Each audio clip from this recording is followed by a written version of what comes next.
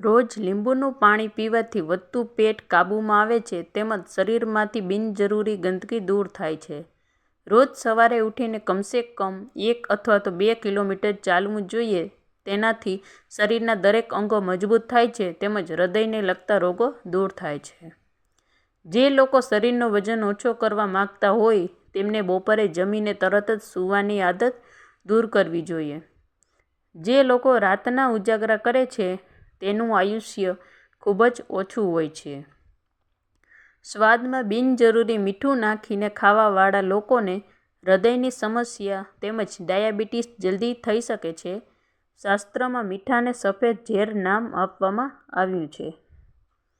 લાંબા સ્વાસ્થ્ય માટે તમારી દિનચર્યાનો સમય નિશ્ચિત રાખો, જેમ કે સૂવાનો સમય, જમવાનો સમય તેમજ ઉઠવાનો સમય. નિશ્ચિત રાખનાર લોકોમાં કબજિયાતની બીમારી રહેતી નથી. જે લોકોને કબજિયાત રહેતું હોય તેમને નિયમિત રીતે ફ્રૂટ તેમજ પાણીનું પ્રમાણમાં સેવન કરવું જોઈએ. લાંબા આયુષ્ય માટે તીખું અને તળેલું વસ્તુઓથી દૂર રહો. આવું કરવાથી હૃદયને લગતી બીમારી તમારા શરીરમાં પ્રવેશ કરશે નહીં. રોજ અડધો કલાક અથવા તો કલાક નિયમિત રીતે કસરત કરો.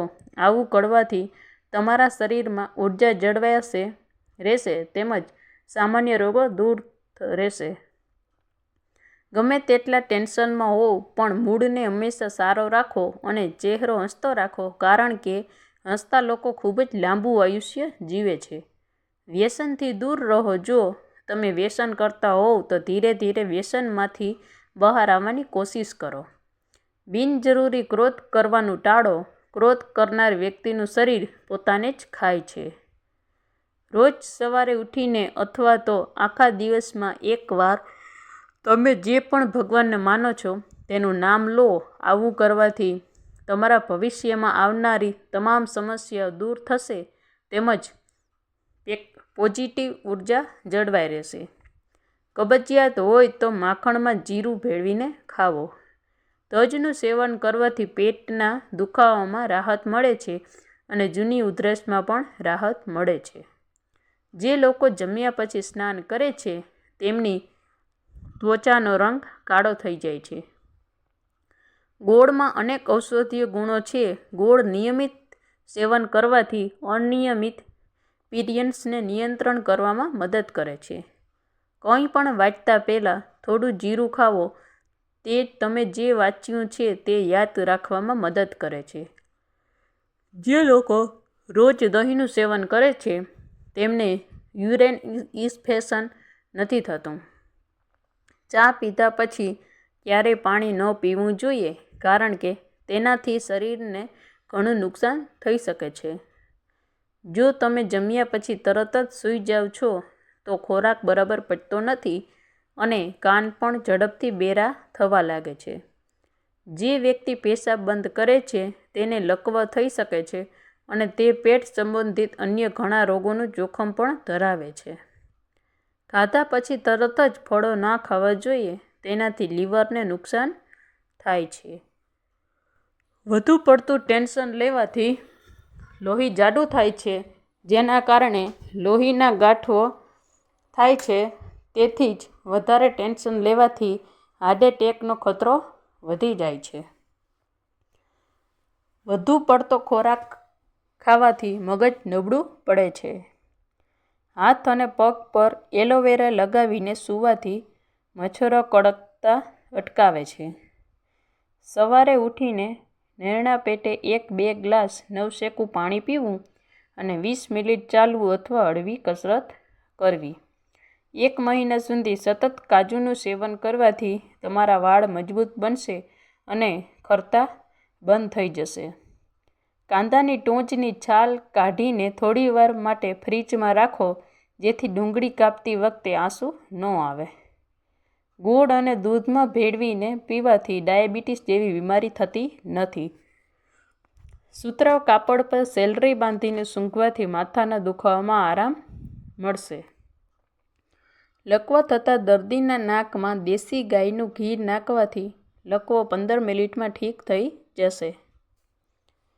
ઘરમાંથી રંગની વાસ દૂર કરવા તપેલી ભરી મીઠાનું પાણી રાખી મૂકો. સ્ત્રીઓએ પાણી ઓછું પીવું છે તેને મગજની નસોમાં લોહીની ગાંઠો જમવા લાગે છે, જેથી મગજ પર પ્રેશર વધે છે અને તેના કારણે ચક્કર આવે એવી સમસ્યા થઈ શકે છે. પપૈયાનું દૂધ અને ટંકણખારને ઉકળતા પાણીમાં મેળવીને લેપ કરવાથી ખરજવું અને ખસ મટે છે. કડી ચૂને અને પાપડખાર મેળવી પાણીમાં ભીંજાવી ખરજવા ઉપર લગાડવાથી ખરજવું મટે છે. પીરિયડનો દુખાવો ઓછો કરવા માટે ઠંડા પાણીમાં 2 થી 3 લીંબુ નીચવીને પીવો. વાળ ખરતા અને તૂટવાથી બચવા માટે ચા પત્તીના પાણીથી વાળ ધોઈ લો. દાદ અને ખંજવાળની સારવાર માટે લીમડાના પાનને દહીંમાં પીસીને લગાવો. દાદ મટાડવા માટે આ રામબાણ ઉપાય છે. જે ગર્ભવતી મહિલાને પ્રેગ્નન્સી દરમિયાન ઝાડા થાય છે તો સંતરાના રસમાં થોડું મધ મિક્સ કરીને દિવસમાં 2 થી 3 વખત 1 કપ પીવો. ડેન્ગ્યુ માટે ઉપાયમાં પપૈયાના પાનનો રસ, એલોવેરાનું સેવન કરો. હાથના અંગૂઠાને તેલથી માલિશ કરવાથી આંખની રોશની વધે છે. દાડમ, ખજૂર અને મોટી એલચી ખાવાથી વૃદ્ધ સ્ત્રી પણ યુવાન દેખાવા લાગે છે. જે સ્ત્રીઓ હંમેશા બેઠા બેઠા સંજવાળી પોતા કરે છે તેને ક્યારેય કમરનો દુખાવો થતો નથી અને પેટ ફૂલવાની સમસ્યાથી બચે છે. જો તમે ટેન્શનને કારણે થાક અનુભવતા હોવ તો ચોકલેટ અથવા ગોળ ખાઓ. તેનાથી રંગ સાફ થાય છે અને ચહેરા પર ચમક આવે છે. કુકરમાં દાળ ઓગળે છે, પાકતી નથી, એટલા માટે ગેસ અને એસિડિટી થાય છે. માખણની સાથે થોડું કેસર મિલાવીને રોજ રાત્રે હોઠ પર લગાવવાથી કાળા હોઠ પણ ગુલાબી થવા લાગે છે. જો તમને વધુ પડતા વાળ ખરતા હોય તો રોજ સાબુનું સેવન કરો. વાળ ખરતા બંધ થઈ જશે. રાત્રે સૂવાના 2 કલાક પહેલાં ખોરાક ખાવાથી તમે ઘણી બીમારીઓથી બચી શકો છો. મુખમાં પાણી ભરીને સ્નાન કરવાથી તાવ નથી આવતો. સૂકા ધાણાના 3-4 દાણા ચાટવાથી ઉલટી બંધ થાય છે. જો તમને ગેસની તકલીફ હોય તો આદુના ટુકડા અને તેને ચૂંસતા રહો. ધીમે ધીમે ગેસ બનવાનું બંધ થઈ જશે. શિયાળામાં સવારે ગરમ પાણીમાં ઘી ભેળવીને પીવાથી સાંધાના દુખાવામાં આરામ મળે છે. શિયાળામાં આદુના સેવનથી શરદી ઉધરસમાં રાહત મળે છે. તે માટે આદુવાળી ચા, આદુવાળો ઉકાળો પીવો ફાયદાકારક છે. તેનાથી ઠંડી લાગતી નથી.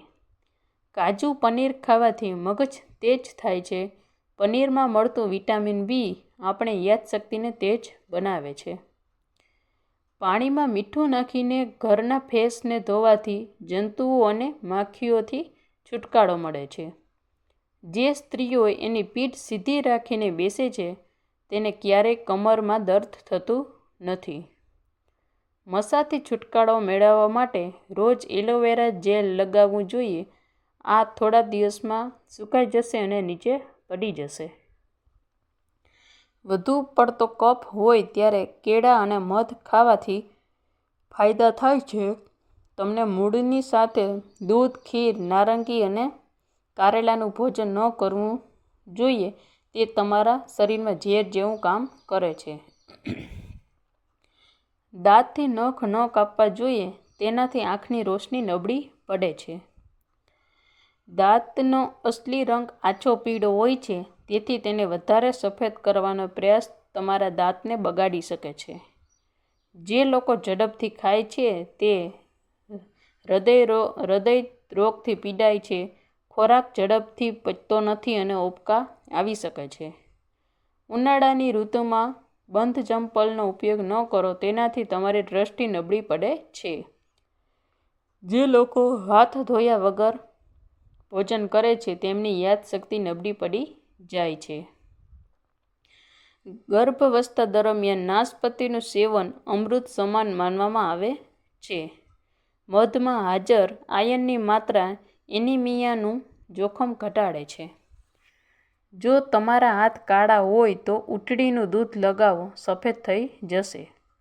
સવારના નાસ્તામાં ઇડલી, ઢોસા, ઉપમા અથવા પૌવા અવશ્ય ખાવો. આનાથી તમારું શરીર દિવસભર ઉર્જાવાન રહેશે.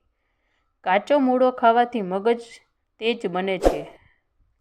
માત્ર રંક મીઠું, દેશી ગાયનું ઘી અને સરસવના તેલનો ઉપયોગ કરો.